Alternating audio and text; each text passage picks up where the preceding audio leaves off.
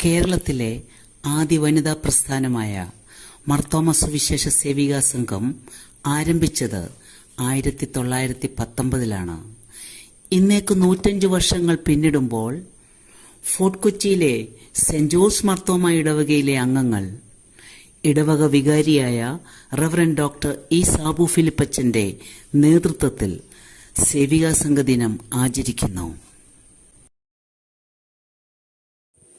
മാർത്തോമാ സുവിശേഷ സേവികാ സംഘത്തിന്റെ head office തിരുവല്ലയാണ്. സംഘം പ്രസിഡന്റ് ബഹുമാനപ്പെട്ട Right Reverend Doctor Thomas Mar Theethos എപ്പിസ്കോപ്പയാണ്. സംഘത്തിന്റെ ജനറൽ സെക്രട്ടറി ശ്രീമതി റേച്ചൽ ജോർജ്. സേവികാ സംഘ ദിനമായി സഭ വെച്ചിരിക്കുന്നത് സെപ്റ്റംബർ മാസത്തിലെ 2ാം ഞായറാണ്. മാർത്തോമാ സുവിശേഷ സേവികാ സംഘം എന്ന ഈ വനിതാ പ്രസ്ഥാനം സാമൂഹിക പ്രവർത്തനം, വിദ്യാഭ്യാസ പ്രവർത്തനം, വികസന പ്രവർത്തനം എന്നിവ യഥാക്രമം നടത്തിവരുന്നു. സ്ത്രീകൾ സുവിശേഷത്തിന് സാക്ഷികളെന്ന വിഷയത്തിന് ഊന്നൽ കൊടുത്തുകൊണ്ടായിരുന്നു ഈ പ്രാവശ്യത്തെ സേവികാ സംഘ ദിനത്തിലെ ചിന്താവിഷയം. ആയതിനാൽ യേശുക്രിസ്തുവിനു വേണ്ടിയും സുവിശേഷത്തിനു വേണ്ടിയും അധ്വാനിച്ച വേദപുസ്തക വനിതകളെക്കുറിച്ചായിരുന്നു ഇന്നത്തെ സന്ദേശത്തിൽ മുഖ്യമായും പ്രതിപാദിച്ചത്. ആ സന്ദേശം എന്താണെന്ന് കേൾക്കാം.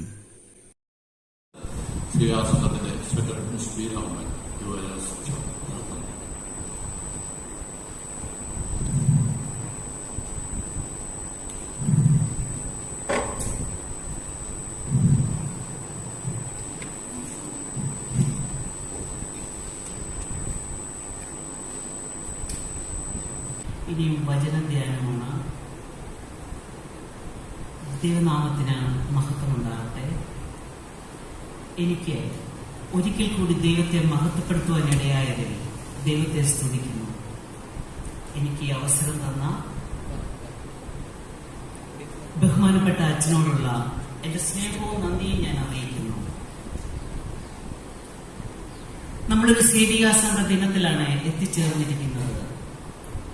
ഈ സുദിനത്തെ ഓർത്ത് നമ്മളുടെ ഓരോരുത്തരുടെയും മനസ്സുകളിൽ സ്തുതിയാകുന്ന സംഗീതങ്ങളുടെ താളമേളങ്ങളും കൂട്ടപ്രാർത്ഥനകളുടെ ആരവങ്ങളും മാത്രമല്ല, അനേകം വ്യക്തിപരമായ പ്രാർത്ഥനകളുടെ ഉൾത്തുടിപ്പുകളും ചേർന്നപ്പോഴാണ് ഒരു സേവികാ സംഘ ദിനം സംജാതമായത്.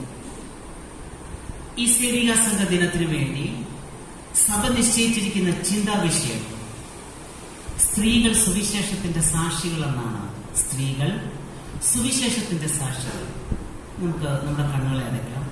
സ്നേഹവാനായ ദൈവമേ, നീ ഞങ്ങളെ സുവിശേഷത്തിനായിട്ട് തെരഞ്ഞെടുത്തിരിക്കുന്നുവല്ലോ.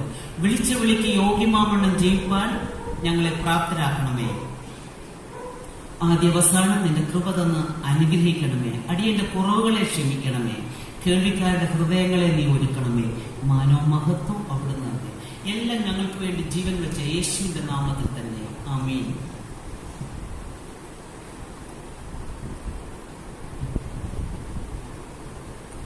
സ്ത്രീകൾ സുവിശേഷത്തിന്റെ സാക്ഷികൾ എന്നാണല്ലോ ഇന്നത്തെ ചിന്താവിഷയം. സുവിശേഷത്തിന്റെ സാക്ഷികൾ എന്ന തീമിനോട് ചേർന്ന് തന്നെ ഈ സുവിശേഷം എന്താണെന്ന് നമുക്ക് നോക്കാം. എനിക്കറിയാം, ഇന്ന് ഈ പള്ളിയങ്കണത്തിലിരിക്കുന്ന ഓരോരുത്തർക്കും സുവിശേഷം എന്താണെന്ന് അറിയാമെന്ന്. കാരണം കൊച്ചുനാൾ മുതൽ ഈ സുവിശേഷത്തെക്കുറിച്ച് നമ്മൾ കേട്ടുവരുന്നതാണ്. എങ്കിലും എല്ലാവരുടെയും ഒരു ഓർമ്മ പുതുക്കൽ മാത്രമാണ് ഇവിടെ നടക്കുന്നത്. സുവിശേഷം എന്ന വാക്കിന്റെ അർത്ഥം നല്ല വാർത്ത, ഗുഡ് ന്യൂസ് അല്ലെങ്കിൽ സദ്വർത്തമാനം എന്നാണ്.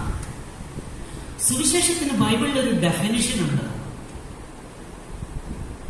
അപ്പോസ്തലനായ വിശുദ്ധ പൗലോസ് എഫെസോസിലെ തന്റെ സഭാ ശുശ്രൂഷകനായ തിമോത്തിയോസിന് സുവിശേഷത്തെക്കുറിച്ച് എഴുതിയത് ഇങ്ങനെയാണ്.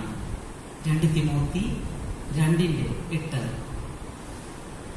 ദാവീദിന്റെ പുത്രനായി ജനിച്ച് മരിച്ച് ഉയർത്തെഴുന്നേറ്റിരിക്കുന്ന യേശുവിനെ ഓർത്തുകൊള്ളുവിൻ, അതാകുന്നു എന്റെ സുവിശേഷം. അപ്പോൾ സുവിശേഷം എന്ന് പറയുന്നത് ഒരു വ്യക്തിയെ കുറിച്ചാണ്. ആ വ്യക്തി മറ്റാരുമല്ല, നമ്മുടെ കർത്താവായ യേശുക്രിസ്തുവാണ്. യേശുക്രിസ്തുവിനെ കുറിച്ചിട്ടുള്ള സന്ദേശമാണ് സുവിശേഷം. അപ്പോൾ എന്താണ് ആ സന്ദേശം? യേശുക്രിസ്തുവിൽ കൂടി ദൈവമൊരുക്കിയ നിത്യരക്ഷ, അതാണ് സുവിശേഷം. ഈ സുവിശേഷത്തിൽ യേശുക്രിസ്തുവിനാണ് പ്രാധാന്യം. പുണ്യവാളന്മാർക്കോ മാതാവിനോ സുവിശേഷത്തിൽ പ്രസക്തിയില്ല. യേശുക്രിസ്തുവിന് മാത്രമാണ് സുവിശേഷത്തിൽ പ്രാധാന്യം. ഇനി ദൈവം എന്തിനു വേണ്ടിയാണ് ഇങ്ങനെ ഒരു സുവിശേഷം നമ്മൾക്ക് ഒരുക്കിയത്? ആദിമ മനുഷ്യൻ ഏദൻ തോട്ടത്തിൽ വെച്ച് തന്നെ പാപം ചെയ്ത വിവരം ഉൽപ്പത്തി പുസ്തകത്തിന്റെ തുടക്കത്തിൽ തന്നെ നമ്മൾ വായിക്കുന്നു. ദൈവം മനുഷ്യനെ സൃഷ്ടിച്ചത് തന്റെ എല്ലാ മഹത്വത്തോടും കൂടിയാണ്. അതുകൊണ്ട് തന്റെ സൃഷ്ടിയിൽ ഏറ്റവും മഹത്വമെന്ന് ദൈവം കണ്ടതും മനുഷ്യനെയാണ്. എന്നാൽ മനുഷ്യൻ പാപം ചെയ്തു പോയപ്പോൾ ദൈവം അവന് കൊടുത്ത മഹത്വം, അവന്റെ വിശുദ്ധി, അവന്റെ സ്വർഗം, ദൈവവുമായുള്ള അവന്റെ ബന്ധം എല്ലാം അവന് നഷ്ടപ്പെട്ടു പോയി.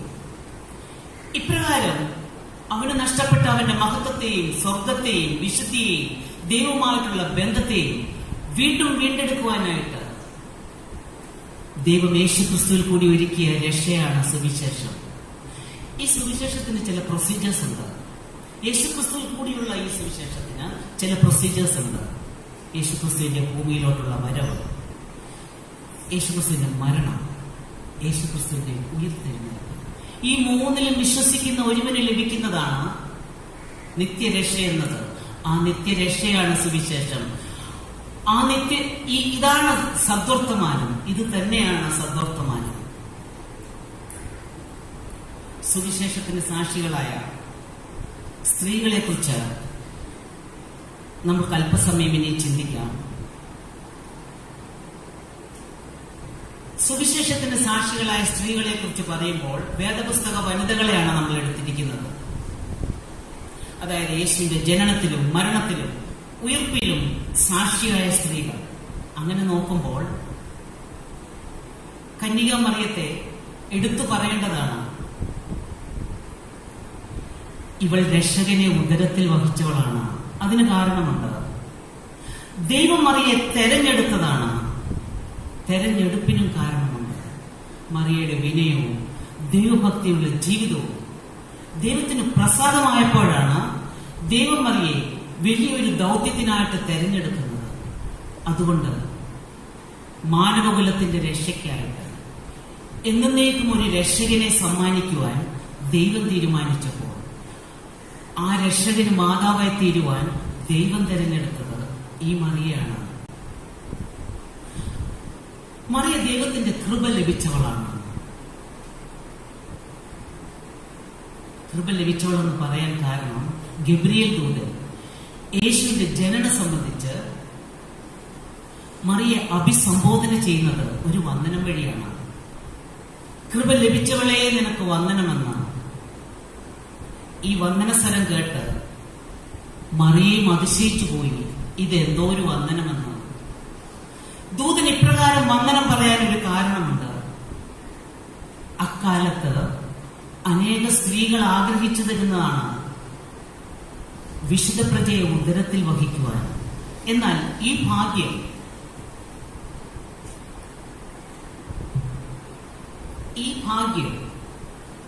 വിശുദ്ധ പ്രജയെ ഉദരത്തിൽ വഹിക്കുവാനുള്ള ഭാഗ്യം ലഭിച്ചത് സാധാരണക്കാരിൽ ഒരുവളായ ഈ മറിയയ്ക്കാണ്. അത് ദൈവത്തിന്റെ കൃപ ഒന്നുകൊണ്ട് മാത്രമാണ്.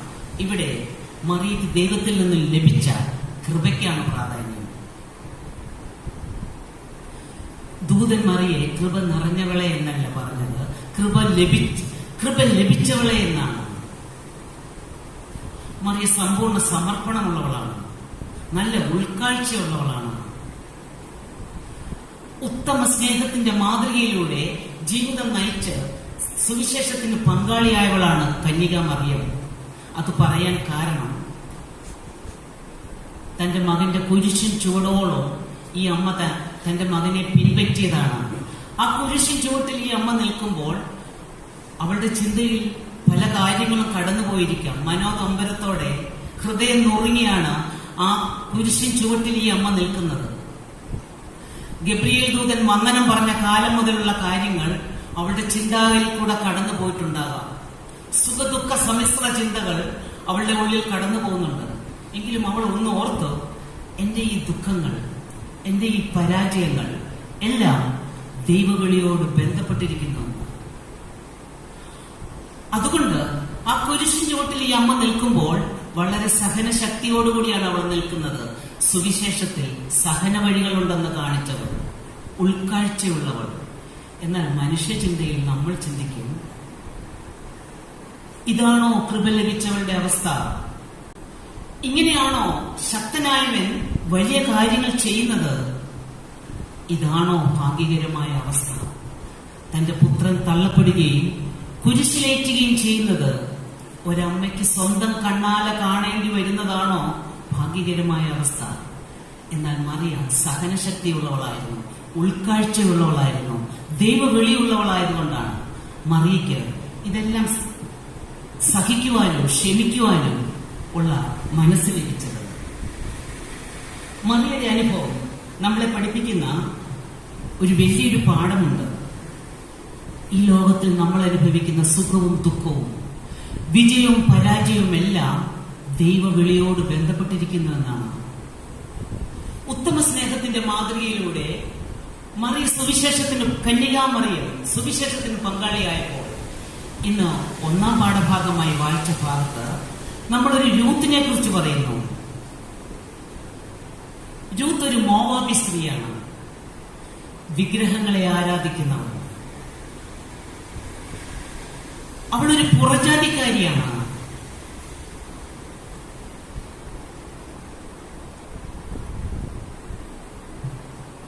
ഈ പുറജാതിക്കാരിയായ രൂത്ത് എങ്ങനെ സുവിശേഷത്തിന് പങ്കാളിയായെന്നാണ് നമ്മൾ ഇനിയും ചിന്തിക്കുന്നത്.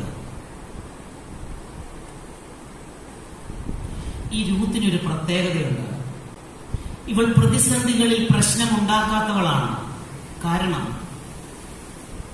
തന്റെ ഭർത്തൃ കുടുംബം ഒരു വലിയ പ്രതിസന്ധിയെ നേരിട്ടപ്പോൾ ഇവൾ തന്റെ അമ്മായിയമ്മയായ നവോമിയോട് ചേർന്ന് നിന്നവളാണ്, നവോമിയോട് പറ്റി നിന്നവളാണ്. മാത്രമല്ല നവോമിയുടെ ഉപദേശങ്ങളെ മാനിക്കുന്ന നല്ല മരുമകളുമാണ്. രൂത്ത് ഉറച്ച തീരുമാനങ്ങളുടെ ഉടമയാണ്. അത് പറയാൻ കാരണം നവോമിയുമായി എപ്പോൾ അവൾ ചേർന്നുവോ അന്നു മുതൽ ജീവനുള്ള ഇസ്രായേലിന്റെ ദൈവത്തെ സ്നേഹിച്ചവളും ആ ഇസ്രായേലിന്റെ ദൈവത്തിൽ മാത്രം വിശ്വാസം അർപ്പിച്ചവളുമാണ്. അതുകൊണ്ട് രൂത്തിനൊരു ഭാഗ്യം കിട്ടി. ദാവീദിന്റെ വല്യമ്മച്ചിയായി തീരുവാനുള്ള ഭാഗ്യം രൂത്തിന് കിട്ടി. നമുക്കറിയാം, ദാവീദിന്റെ വംശ പരമ്പരയിലാണ് യേശുവിന്റെ ജനനമെന്ന്. അതുകൊണ്ട് യേശുവിന്റെ ഭൗമിക കുടുംബത്തിലെ ഒരംഗമാകുവാൻ ഈ രൂത്തിന് കഴിയും.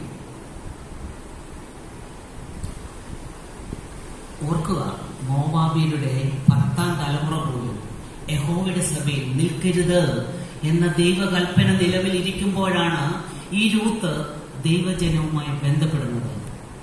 രൂത്ത് നമ്മളെ പഠിപ്പിക്കുന്ന ചില പാഠങ്ങളുണ്ട്. ദൈവരാജ്യ ശുശ്രൂഷയിലെ പങ്കാളിത്തം സകലർക്കുമുള്ളതാണെന്നും ശിഷ്യത്വ വഴികളിൽ യഹൂദരല്ലാത്തവരും ഉൾപ്പെടുമെന്നും മാത്രമല്ല ഏത് ജാതിയിലും അവരെ ഭയപ്പെട്ട് നീതി പ്രവർത്തിക്കുന്നവരെ ദൈവം അനുഗ്രഹിക്കുമെന്നും ഈ രൂത്ത് നമ്മളെ കാണിക്കുന്നു. രൂത്ത് ഉറച്ച തീരുമാനങ്ങളുടെ ഉടമയായ രൂത്ത് ദൈവഭക്തിയിലൂടെ തന്നെയാണ് സുവിശേഷത്തിന് പങ്കാളിയായതെങ്കിൽ ഇന്ന് ഏവൻഗേലിയനായി വായിച്ച ഭാഗത്ത് യേശുവിനെ അനുഗമിച്ച സ്ത്രീകളെ കുറിച്ച് പറയുന്നു. യേശുവിനെ അനുഗമിച്ച സ്ത്രീകളിൽ എടുത്തു പറയേണ്ട വ്യക്തിത്വം മഗ്ദലന മറിയത്തെയാണ്. ബൈബിളിൽ ഇവളെ രേഖപ്പെടുത്തിയിരിക്കുന്നത് 7 ഭൂതങ്ങൾ ബാധിച്ച സ്ത്രീ എന്നാണ്. നമുക്കറിയാം, ഒരു ഭൂതം ബാധിച്ചാൽ തന്നെ ഒരാളുടെ അവസ്ഥ എന്താണെന്ന്. അപ്പോൾ 7 ഭൂതങ്ങൾ ബാധിച്ച മഗ്ദലന മറിയത്തിന്റെ അവസ്ഥ ഭയാനകരമായിരുന്നു. എന്നാൽ യേശു അവൾക്ക് രോഗശാന്തിയും പാപവിടുതലും നൽകിയപ്പോൾ അവൾ യേശുവിനെ അനുഗമിക്കുവാൻ തുടങ്ങി. സ്നേഹം കൊണ്ട് യേശുവിനെ അനുഗമിച്ച ഒരു വ്യക്തിയാണ് മഗ്ദലന മറിയം. യേശുവിനോടുള്ള സ്നേഹം,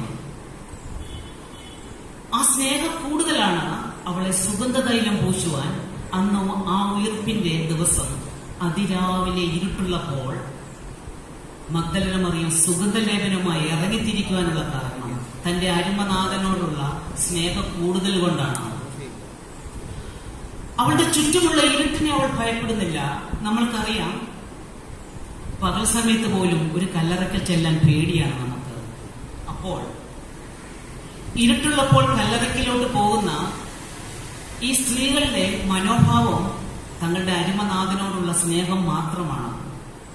പുറമേയുള്ള ഇരുട്ടിനെ അവർ ഭയപ്പെട്ടില്ല, റോമൻ ഭരണകൂടത്തിനെയും അവർക്ക് ഭയമില്ല. കാരണം ആ സമയമെന്ന് പറയുന്നത് എല്ലാവരും ഭയപ്പെട്ട് വീടുകളിൽ ഒളിച്ചിരിക്കുന്ന സമയമാണ്.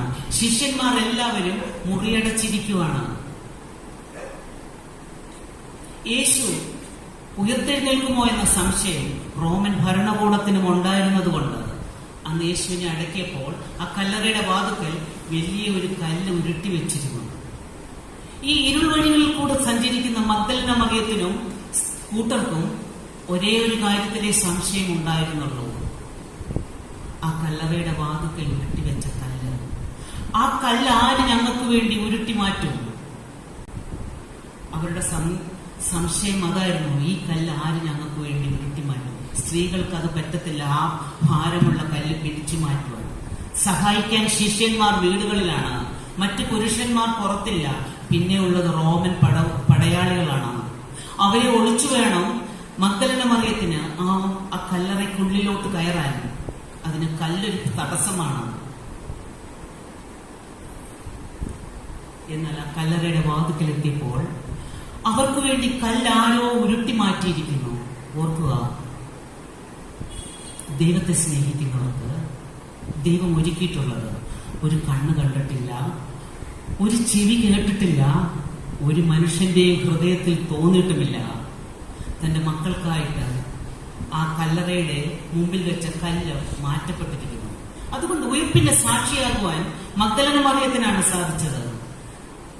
മഗ്ദലന മറിയം പറഞ്ഞിട്ടാണ് തന്റെ പ്രിയ ശിഷ്യഗണം യേശു ഉയർത്തെഴുന്നേറ്റിരിക്കുന്നു എന്ന വിവരം അറിയുന്നത്.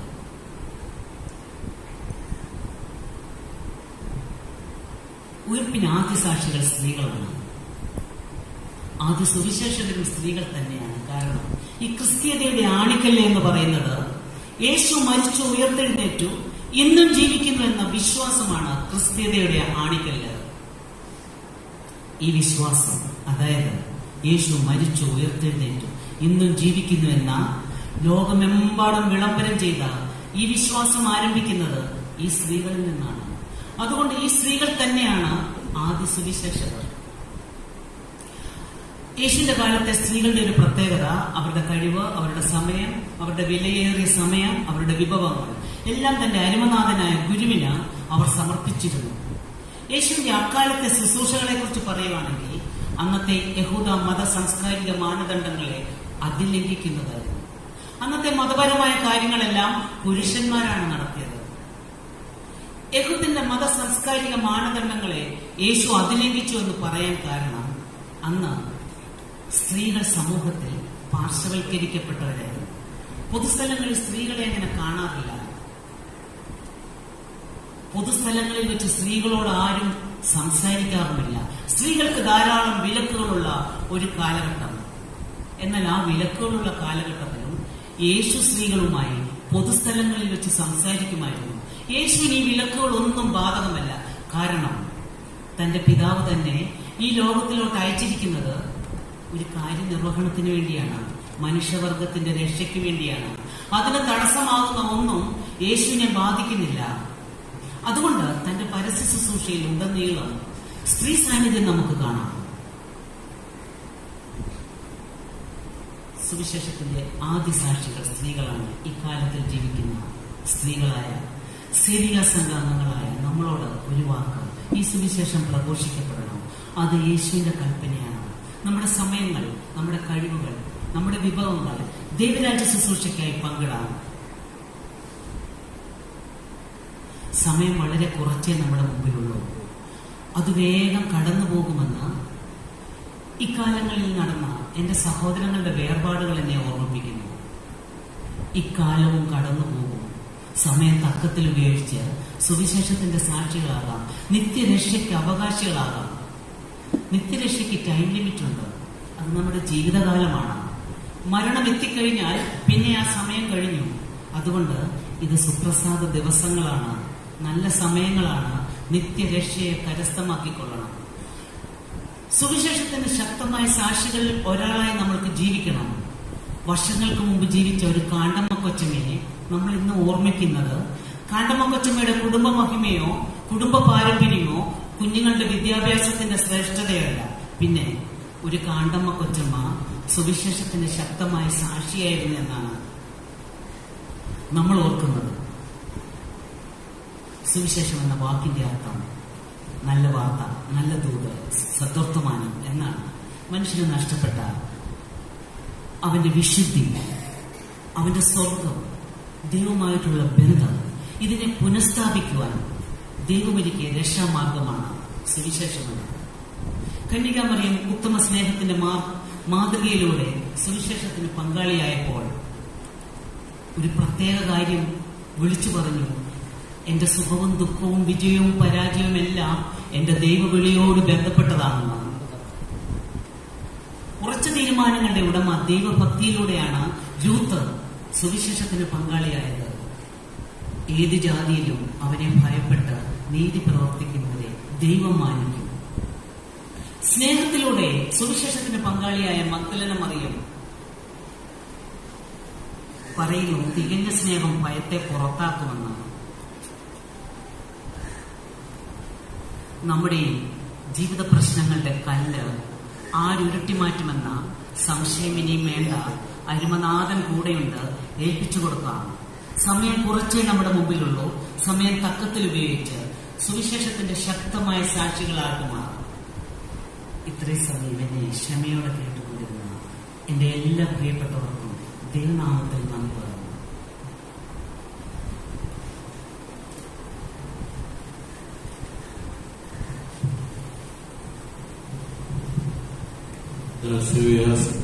ആണല്ലോ സ്ത്രീകൾ സുവിശേഷയുടെ സാക്ഷികളെന്ന നേതൃത്വമാണ് സംസാരിച്ചത്. അതിൽ നിങ്ങൾക്കറിയാം അനേക സ്ത്രീകളുടെ കാര്യം